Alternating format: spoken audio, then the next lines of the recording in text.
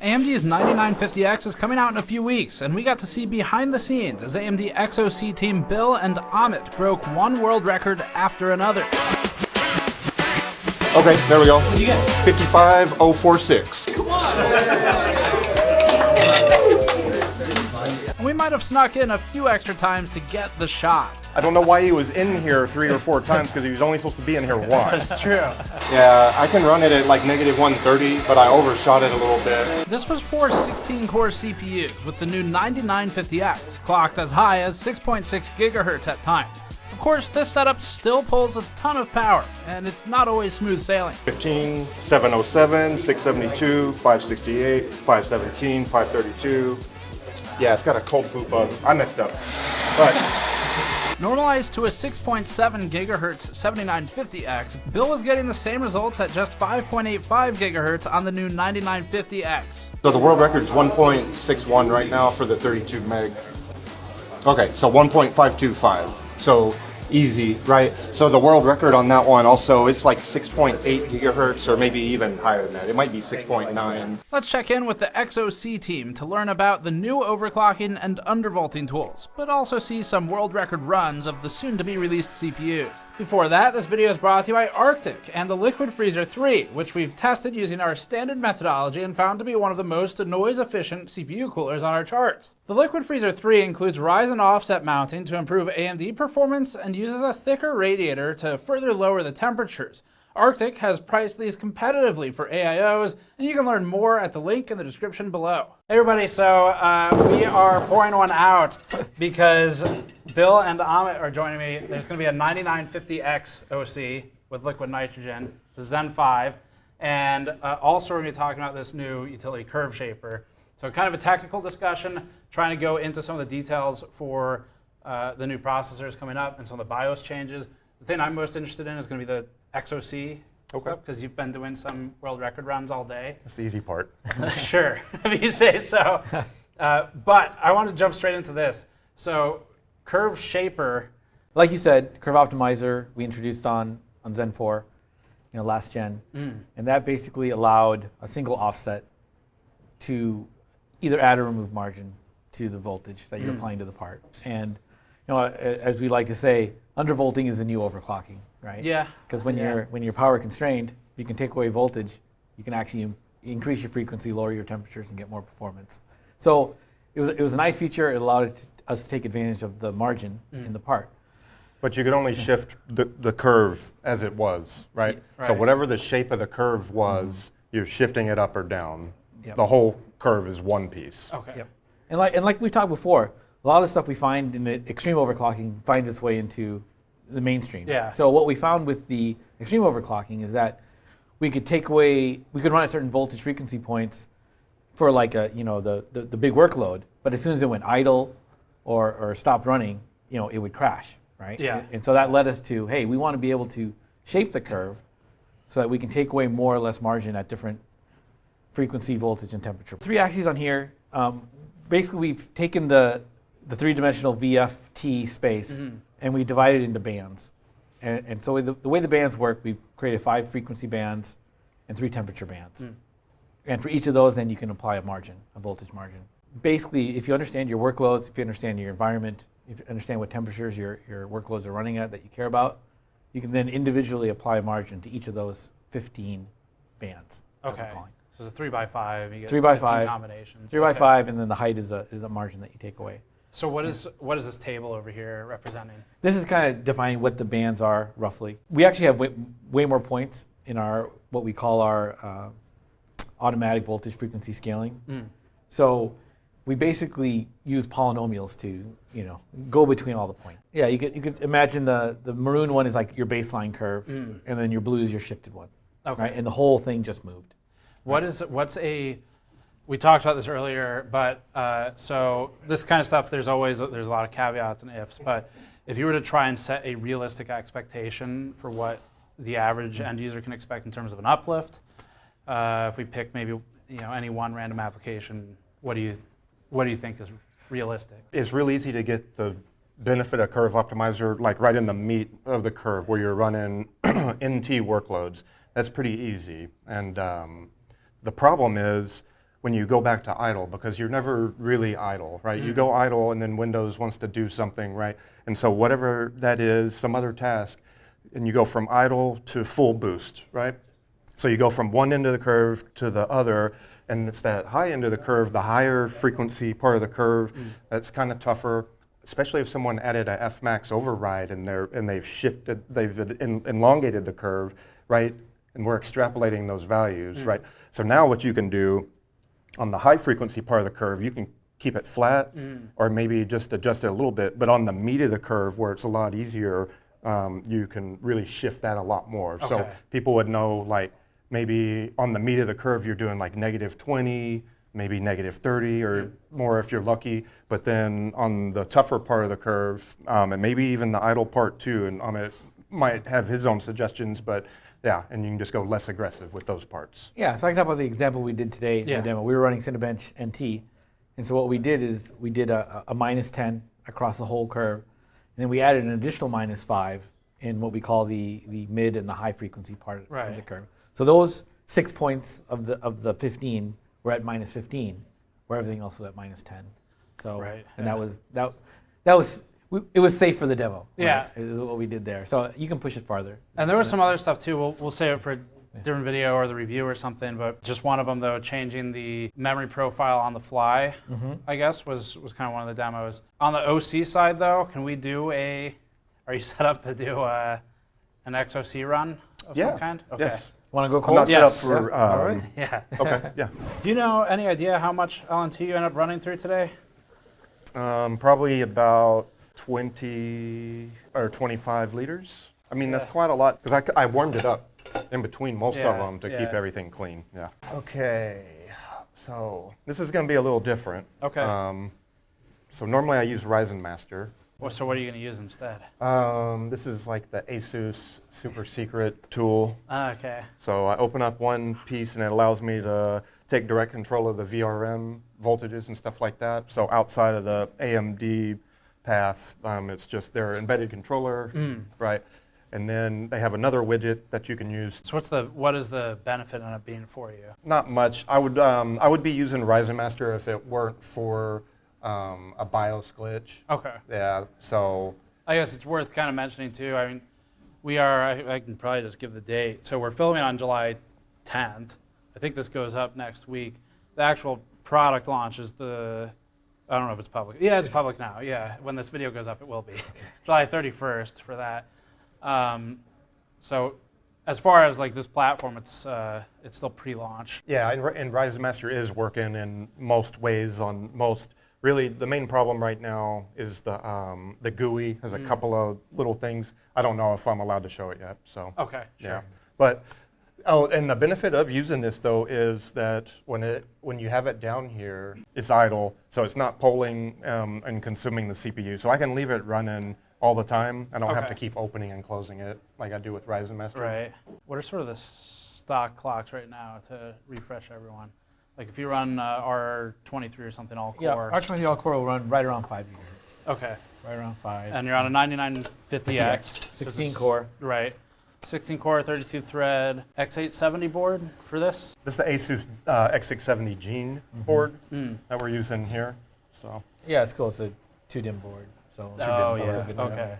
yeah, very good for memory overclocking. Yeah, and so extreme overclocking, there's some competitive aspects to it, but it's also very collaborative. So in this case, right, our friend, he shared his tweak file, his profiles, the tool, and everything to help us out. So it's pretty cool. Yeah. Let's start with R23. Sure. Right. We should really quickly run through just the general physical setup too, because it's been a little while. Sure. So for anyone in our audience who's newer or hasn't seen it in a while. Yeah. So we did a live stream. I don't know if it was it was Threadripper, right? Threadripper, like last October, November. Yeah, and so there's basically an hour-long version of this. We'll do the condensed one. If you really care, go watch that. So liquid nitrogen overclocking, you need a couple things. There's the LN2 pot, so that's what Bill has set up here. There's a thermocouple into the pot base, and you're reading the pot temperature rather than the CPU temperature for most of what you're doing. Yeah, it's less than a millimeter from the lid. Yeah. Right. Yeah. Can you help refresh everyone on the condensation side of things, the challenges with it, and what you do to deal with it? Sure. So, Because last time you did promise, I believe it was an RGB diaper for the LN2 pod. I didn't know we were going to do this.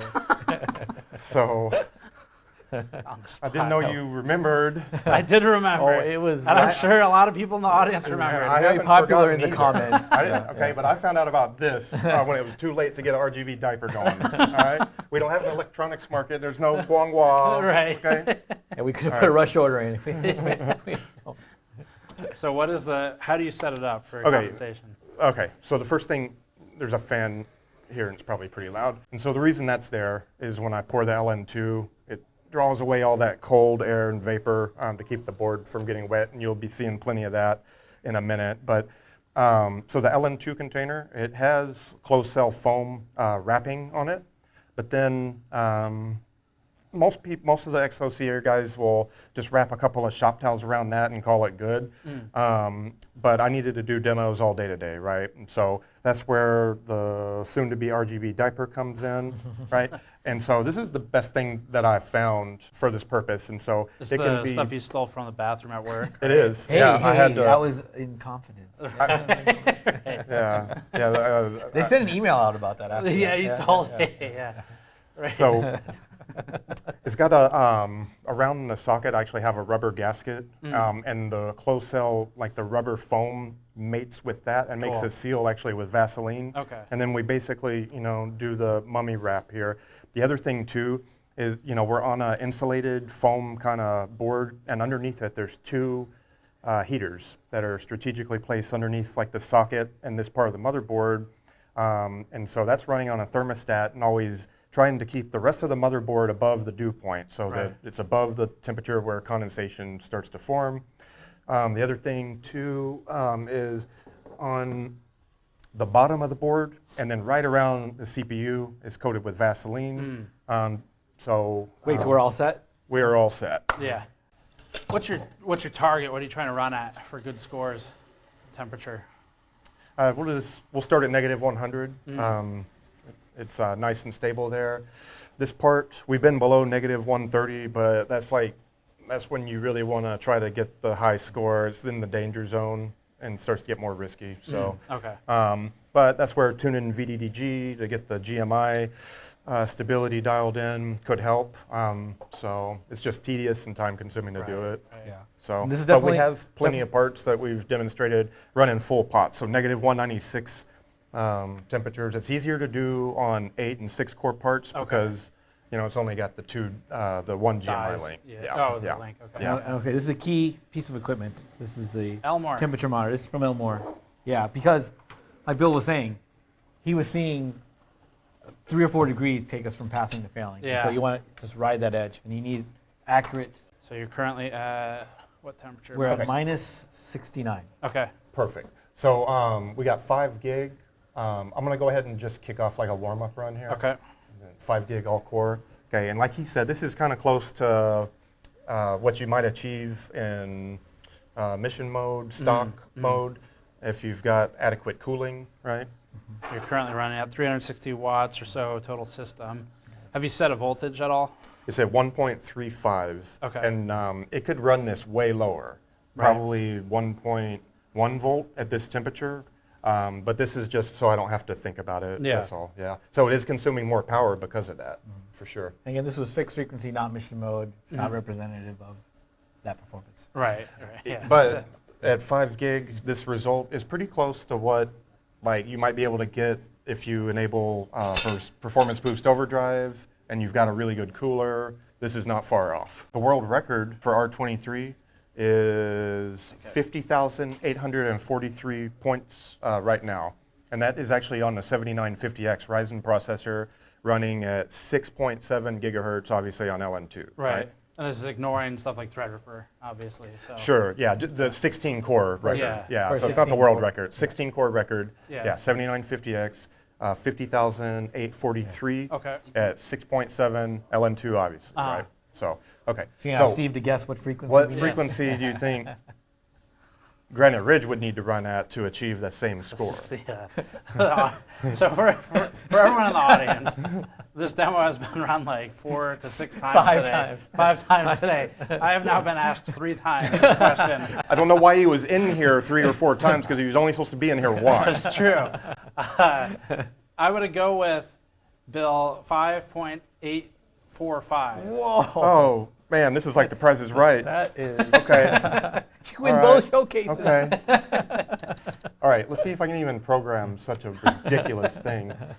Well, that actually brings up a point of the clock tuning. How The granularity. Yeah. New capabilities on Zen 5, you can program 5 megahertz. Okay, 5 megahertz changes. Yes. It took it, man. Yeah. Yeah, because it does 5 megahertz increments now, so it took that. So let's see if that works. So is that 5845? It is actually. You can see right there. Yeah, I love it. So, but that's cool for extreme overclockers because now we had the 25, and then was it that? It was 25. Yeah. Yeah, So now, you know, you can inch your way 5 megahertz closer at a time, and I mean, it might matter get for the last bit of for it. a world record. Oh, Yeah, that's what I'm saying. Oh yeah, when you're right on the edge. Yeah. Because people used to do things like rough clock clocking because it gave you finer granularity than the 25. Yeah. So with this, I can just do it without having to mess with that. So Temperature currently? Minus 80. Okay. What, you're shooting for minus 100 Minus before you 100, start? yes. Okay. yeah, and actually I could run this now, no problem. Okay, so we'll do ridiculous 5.845 gigahertz, and we'll see. So this is trying to hit 7950X at 6.7 equivalent score, I guess. Yep. And that was, you said 50,008 something, or Yep. 5843 or something like that? 5843. Okay. You have been here a lot. Yes. Okay, 50. Dang it! I think we might have needed really 5 close. more megahertz, dude. So you're at 50,350. Yeah. Okay. And this is just like, to be clear for everyone, this is the, you're just trying to match right now for an equivalent. This is kind of We kind of want to see what, mode. you know, what Yeah. the frequency is that matches at Yeah. 6.7. So gives you a idea of uplift from generation to generation. All right. Feeling good about this one, Steve. When did you get these in to start doing XOC? Like how early do you guys get to? I don't know if we talk about this, but we do these workshops in Taiwan. Yeah. So that's, you know, Bill got serious probably a few weeks before that. Okay, And then, cool. yeah. Look at that score. 50,798, and you said it was 843. Okay, but that's the thing about this. This test is kind of noisy. I have beaten that the world record score at 5.85. Okay. Okay. So I'm gonna run it again. I mean, this is functionally equivalent already, like as far as variance within Cinebench. So. Yeah, exactly. That's, Definitely. yeah. So we'll just run it again, and I think this will do it. Boom. Okay, there we go. 51 All right. yeah. Good margin. Cool. All right. 51,053. Cool. So that's already ripped on the 750X Done. at 6.7. Done. Yeah. How hard is 6.7 to maintain on a 750X for perspective? So you just need, like a lot of the parts can do it. I don't think that's the limiting factor as much as the cold bug. So it's all about usually the GMI needing to be tuned to get the part cold. And if you can get it cold, the cores can go really far. Yeah. Okay. Yeah, the rule of thumb we said is 100 megahertz for every 10 C. So Okay. he's at minus 110. Yeah. If you can get to minus 190, that's 800 more megahertz. That'd be, So, yeah.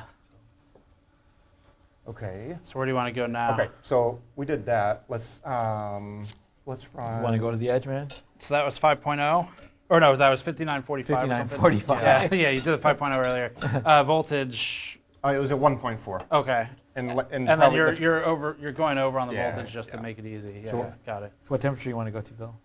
negative 110 is good. I'll run R15. It's really fast. And so the world record is 8152. Okay? And I know that I need like a little more frequency here. 6100, We'll do 6100. Okay. same Let's see. voltage, I guess. Same voltage. Okay. Whoa. Okay. That heated Okay. up quick. Close. 100 points. 8050. Okay. I thought I might need 6200 to make sure of it. All right. All right, go. What was the current I'll add 50 millivolts. 8152. 8152. Okay. I don't want to reboot So at you this need point. 102. This thing is power hungry. Okay, 8117. 8117. Okay, all right.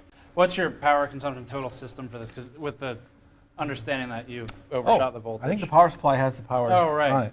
So All right, I'll run it right now. Okay. This takes me back. When I first met Bill, he was benching with R15 in the showcase. Remember back in Austin? All right, It's 8203. still around. There it is. Yeah, Cool. yeah. This Okay. is what me and Ahmed started with, was Yeah. R15. We've run this together thousands of times. This is what we ran for some of our first CPU benchmarks. Okay, so the WPRIME, let's knock this out. Okay. Okay, a the world quick record test, right? or not the world record, but 16 core record is 1.61 seconds, okay? Okay. Ready? Yeah. All right. I just left everything, okay, 1.46. All right, Another world record. Yeah. it's time for PGO. And so that was at 6250, 1.45, it looks like. And then you were holding minus... Minus 110. Minus 110, okay. So I've, So- I mean, let's see, let's do 6400.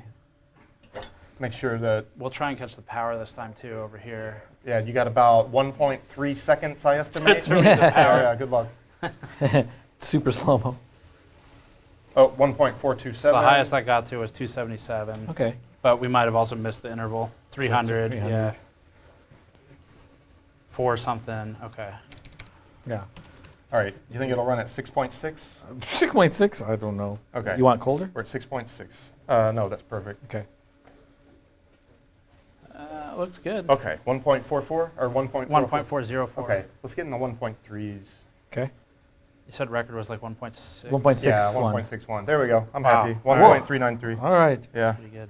So it's funny. We were at dinner last night, and I was talking with Mark Papermaster, CTO, and he's like, "What are you guys doing tomorrow?" I'm like, "Oh yeah, we're gonna break some world records." And he's like, "Okay, you just so casually said, you're gonna break some world Well, records." it's every launch now, right? Like that's the... It's expected now. Yeah. But I mean, so much goes into even getting to this point, right? Just from the design and from pushing the part. So, Yeah. yeah. We kind of take it for granted, but it's Well, we talked about this last time too with the, you guys talked about how there's almost like a handoff where internally you're kind of the only ones doing it for a while, and after launch, the whole XOC community starts getting involved.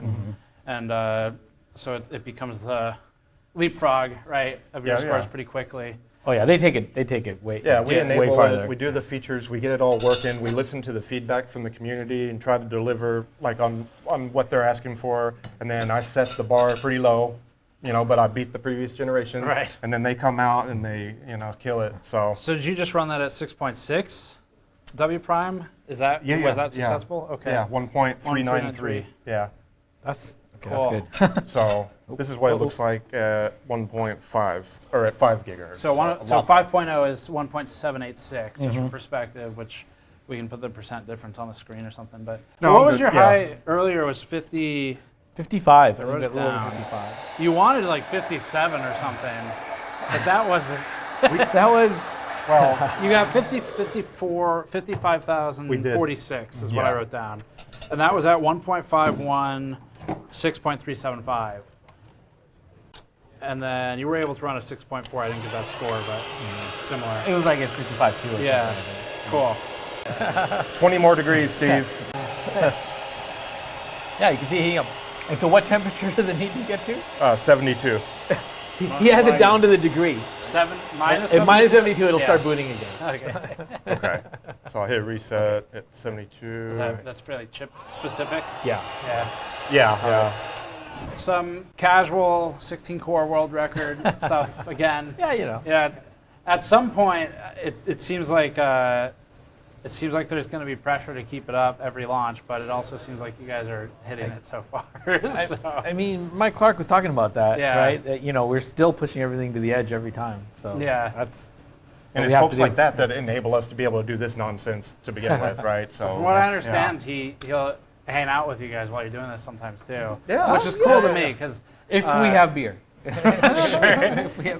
because like at the design level mixing with XOC, it's kind of cool just because XOC is not the use case that they probably designed for, right? So it's cool to see the mix. All right, so we're gonna have more details. The launch is coming up. The reviews will be after this video goes live, and I'm sure in our coverage we'll talk about some of the other features we didn't go over today, like the on-the-fly stuff. Yep. So thank you guys for joining and doing the demo. Yes. Yep, no problem. Thanks for having us. Yeah. And we will see you all next time. See you, everybody.